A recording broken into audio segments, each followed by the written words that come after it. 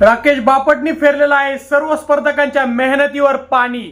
90 दिवस मेहनत करून स्पर्धक जे फायनल मध्ये आले होते त्याचा काहीच उपयोग होत नाही। तर मित्रांनो, नेमकी राकेश बापटनी असं काय केलेलं आहे ज्याच्या नंतर सर्व स्पर्धक त्याच्यावर खूप चिडणार आहे, या व्हिडिओमध्ये मी तुम्हाला सगळं सांगणार आहे। तर मित्रांनो, तुम्हाला माहिती आहे आता बिग बॉसच्या घरामध्ये 5 सदस्य राहिलेले आहेत आणि या 5 सदस्यांपैकीच एक जण बिग बॉसचा विनर ठरेल।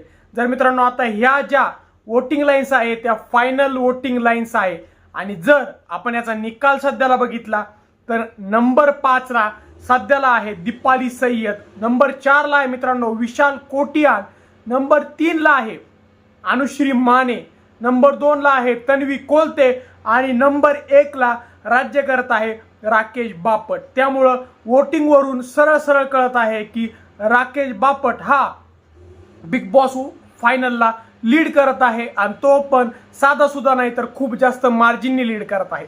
याच्यावरून हे कळतं की राकेश बापट सिंगल हँडेडली बाकी सगळ्या स्पर्धकांना मागे टाकत आहे आणि असंच जर चालू राहिलं तर क्लिअर कट वोटिंगनुसार राकेश बापट हा बिग बॉसचा विनर राहील। तर मित्रांनो, बाकीचे जे 4 स्पर्धक आहेत त्यांनी एवढी जी मेहनत केलेली आहे ती राकेशमुळे सगळी वाया जाणार आहे। तर मित्रांनो, तुम्हाला काय वाटतं की कोणता पण स्पर्धक शेवटच्या सणात कोणता असा डाव टाकू शकतो का की राकेशला ते मागं पाडून? तुम्हाला काय वाटतं आम्हाला कमेंट सेक्शन मध्ये सांगा।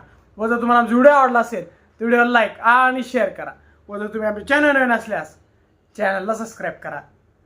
धन्यवाद।